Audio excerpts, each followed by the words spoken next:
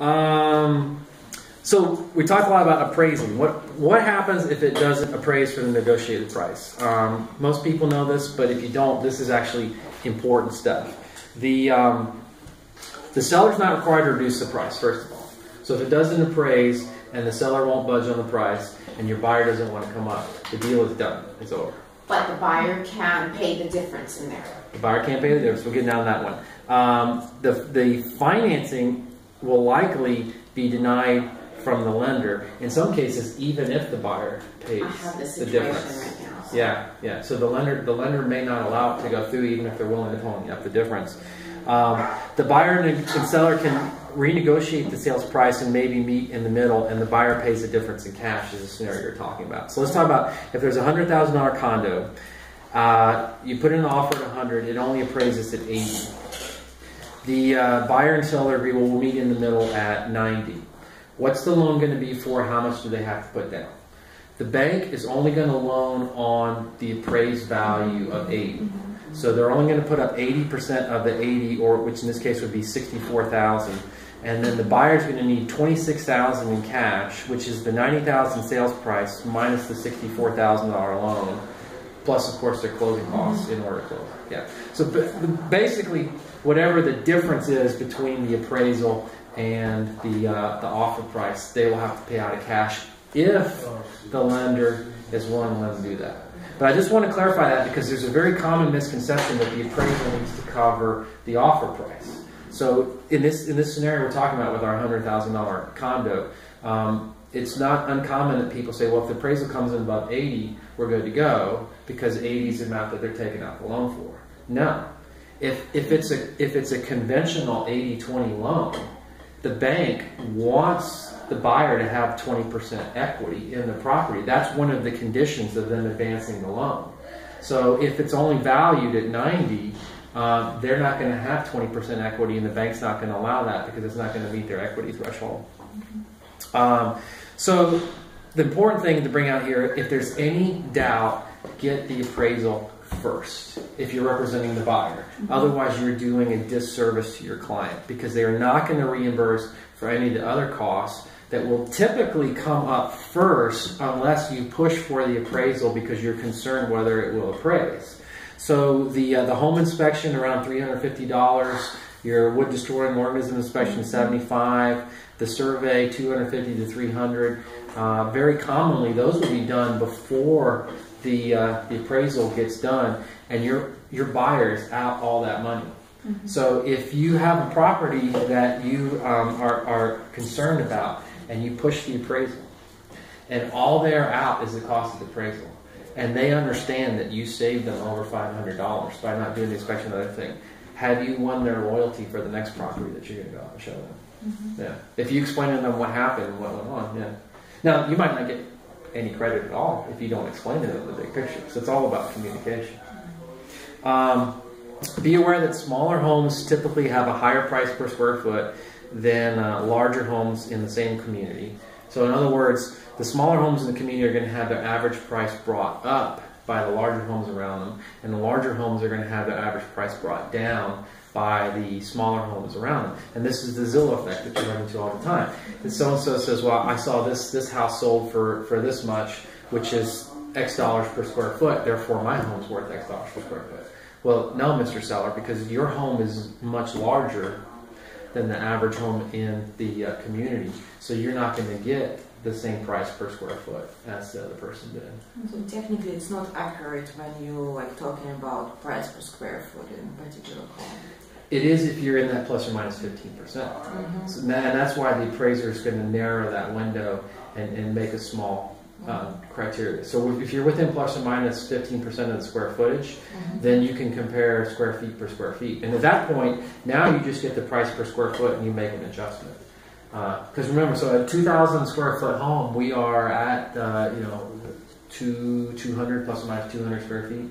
So then if your subject property is 200 square feet larger than the comps, that's where you need to make an adjustment to the price for the additional square footage of the home. Yeah. To the comp. To the comps. Yeah. You can revise them down, revise them up. Yeah. But more specifically, if you're, because I primarily work on listings, so I keep thinking this from the listing side. When you're arriving at the sales price, you arrive first at a price per square foot, and then multiply it by the square footage of the home that you're considering listed. So you limit your comps to plus or minus 15% of square footage, so that you're not running into this problem of smaller houses changing the value of larger houses, and then you just multiply it by the square footage of your home. Yeah. So let's actually run a couple. Yes.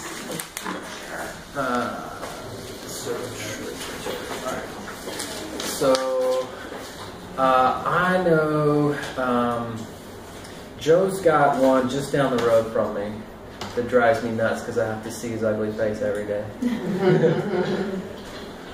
So let's talk about, you get a listing through social network, and it's in a community that you're not familiar with. So you get this listing and it's in Bryn Mawr, and you're like, I've never heard of Bryn Mawr, I don't know anything about it. Let's talk about, obviously you can just put in the search name of the community, and I'm not a fan of this because it is amazing how many stupid realtors can't spell. And so you will miss properties because they abbreviated it or simply misspelled it. So in some areas, actually, I'm sorry, it's not the name of community, but it's a number. The number is like from the Google, like something like trail number or something like in Hunters Association. So so you're not able to find the community by name. Exactly. So here's a really easy way. Let's just say someone gives you Bryn Mawr and you're not familiar with the community, and you want to know what the outline of that subdivision is, where it falls. Just put in the last 1,000 days and go to the map.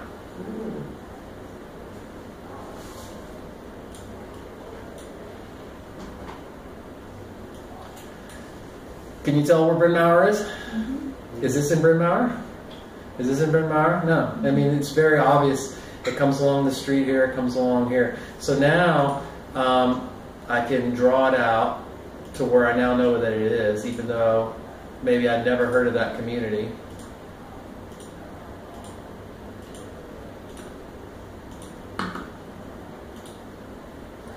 Using my polygon tool. And now that I have the actual community, I can go back to my my 90 days I'm looking for. So if we're going to see, let's see if Joe's listing is properly valued. Oh, he took a contract. Great for him.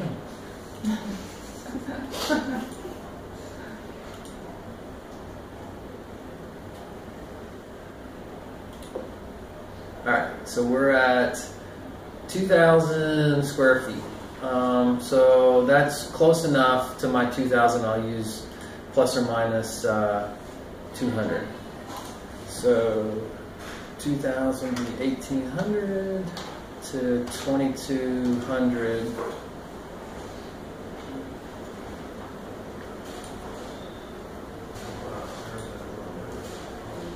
So now I've limited my square footage, and this was the property here. It is a 3-bedroom, so we're not going to compare 2s to 3s, right? Mm-hmm. So let's go back and go to 3 plus, and we said we need an active, a pending, and sold. 3 solds, to be precise, within the last 90 days. So there we have it. We have 3 solds in the last 90 days. We have multiple active options, and we have multiple pending options. But let's adjust for condition. Let me go back so we can look at his.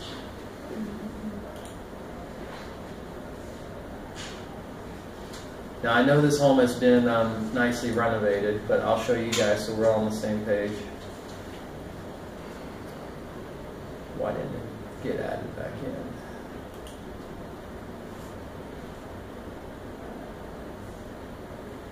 Active with contract, should have brought it back in.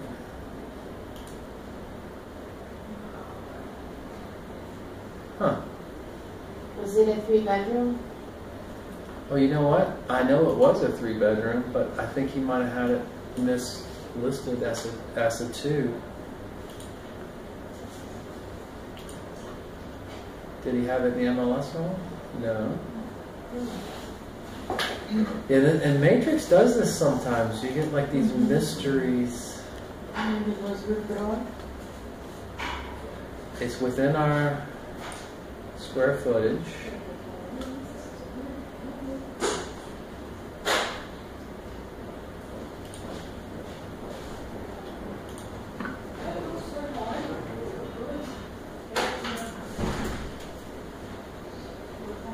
There's back for whatever reason. Huh.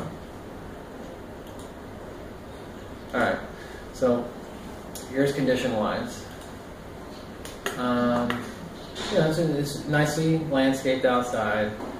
A little fenced yard. He splurged for the aerial. Oh, so if this is the aerial, that's my house. So this is what I was talking about earlier with this is the example of the layout that I was talking about. So you walk in, you got the open space, the master's here, the kitchen's here. This is the loft. This loft could either be open and usable as a loft or as a 4 bedrooms. So it's purely up to the buyer's option. But so they got nice flooring. Flooring's updated. The kitchen's definitely been updated. Nice flooring throughout. Bathroom's not super updated, but it's not bad. So there you go. So here this is the 4th bedroom. I have this exact same home, and this is a big open area. Purely the preference of the buyer. Doesn't change the value of the home. And so we've got a dated bathroom. So we have an idea what shape the home is in, without digressing here. So let's go back to our criteria. Take those out, put in our square footage range so that we're only looking at comparable properties.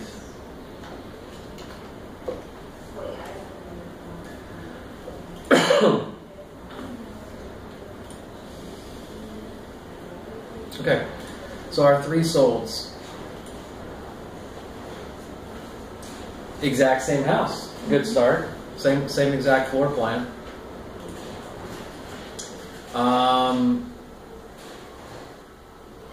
Not in as good a shape. So it still has the planter. Freaking hate that thing.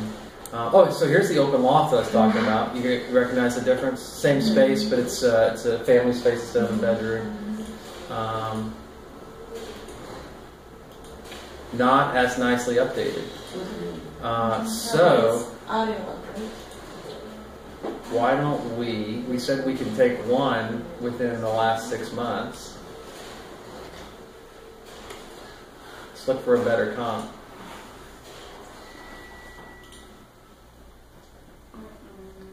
Matrix does this sometimes. When you change the criteria, it goes to one-line display. Well, that brought in way too many. So we only need 3, right? And so newer is going to be better. So instead of going back 180, let me just go back 120.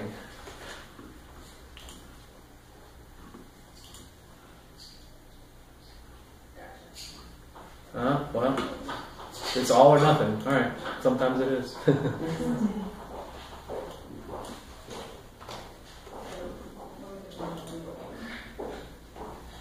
All right, that's fine. We're still allowed 1 within 6 months.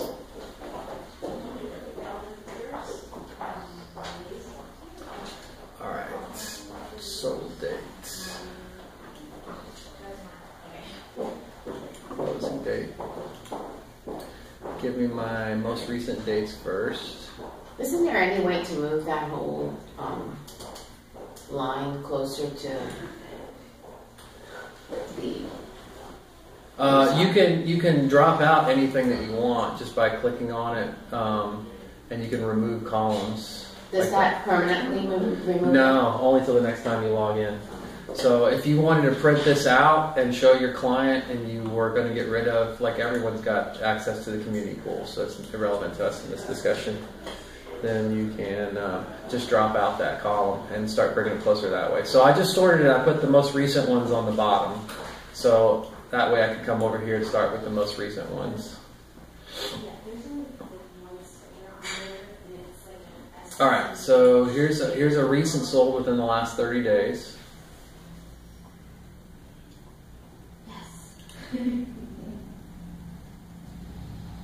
Well, I hope our internet cooperates with us.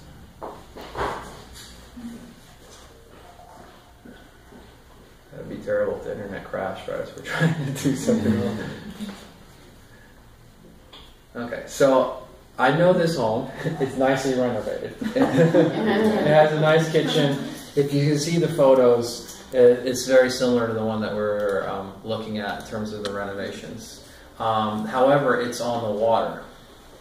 So I'm going to tentatively check it. I'm going to have to make an adjustment for the view though, if I use it. This is the one that we discounted, so let's go, because it wasn't renovated.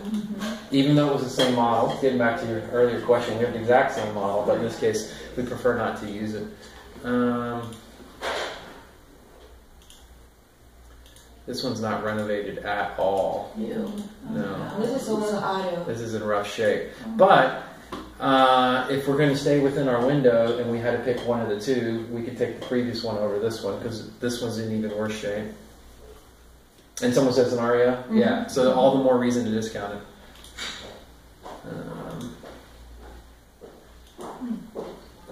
So nicely upgraded kitchen.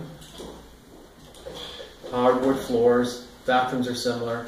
This stylistically I don't like, but I mean it's just a coat of paint. It's not going to affect the appraisal value. That's the community. That's a misleading picture. Oh, there's my house again. So I would consider that one similar. And where does that leave us? We need one more, do we not? We discounted the two rough ones.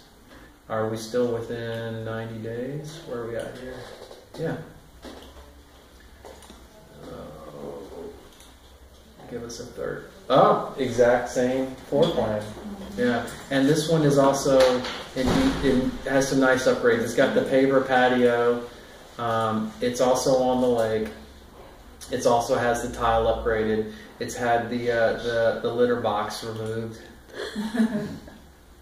And it's in the litter box. Nicely updated kitchen. Great comp. Great comp. That's all we need. Now, this is where it gets subjective. Depending on whether we're representing the seller or the buyer, depending on whether we want to revise the price up or down, this is where we could play with it and throw in more or less.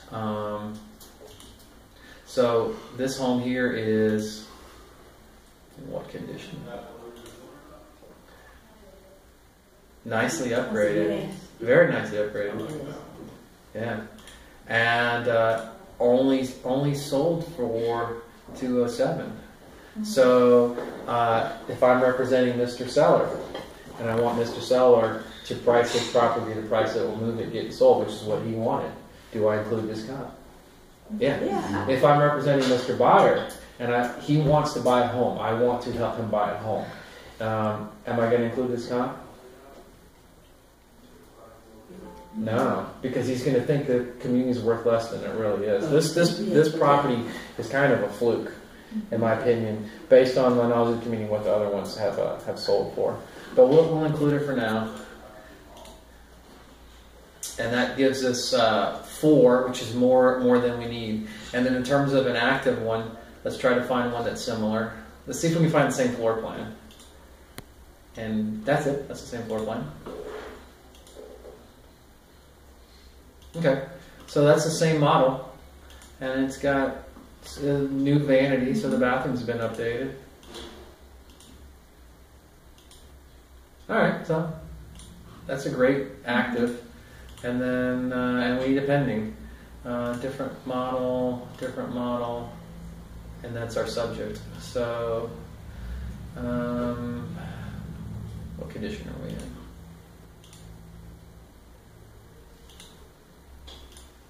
No.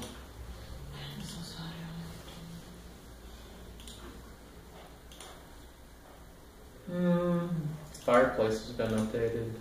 Bathroom's been updated. New flooring. Yeah. Kitchen's been updated. Alright, so there's our pending. All right, so we got our active, we got our pending, we got one more sold than we need. We have a very good CMA here. We've got the same models and floor plans. So, so we got two options. We can do a quick CMA, and this is useful if you're on the phone with someone, if you're out looking at properties, if you just need to give someone a quick answer what a property is worth. It pulls up relatively quickly if you have a fast internet connection. It normally pulls up faster than this. There it goes. And it just shows you your active, your pendings, and then right down here, it will scroll down. It will give you right there your average sale price per square foot. Mm-hmm. So then, whatever home you're looking at, you can just take 121 times the square footage you're looking at and give someone very quickly an answer on a phone conversation. You can be happy to be like, well, I have to research it and call you back. This is the kind of thing you can pull up while you're on the phone. This is not something you're going to bring in a listing presentation. For that, you're going to go into your cloud CMA. One sign. All right, we're going to put in Joe Client. We're going to put in the address that they're looking at. Let's say we're selling my home, and we want Tim to know what he can get for his home.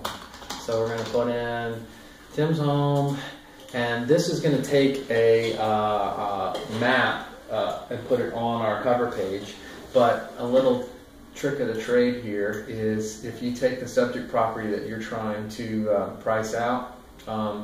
Let's say we're selling this home here. You can, and you didn't hear this from me because we can't use someone else's photos, right? But you can pause the recording there. You can, if you save it, yeah. Now I can get that photo that I just saved, and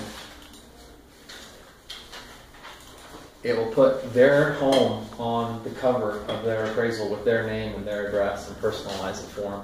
And then we put in the square footage of the home. It was 2045. It was a 4-bedroom, 3-bath.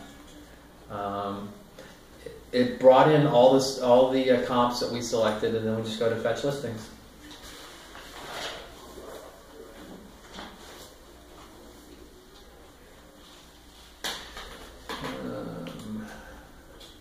All right, so there's our subject property. Here's our solds.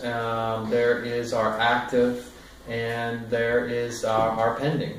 And this map will be in the CMA that it creates for them. Now, we said that 2 of them were lakefront, right? Mm-hmm. So we need to make an adjustment for that.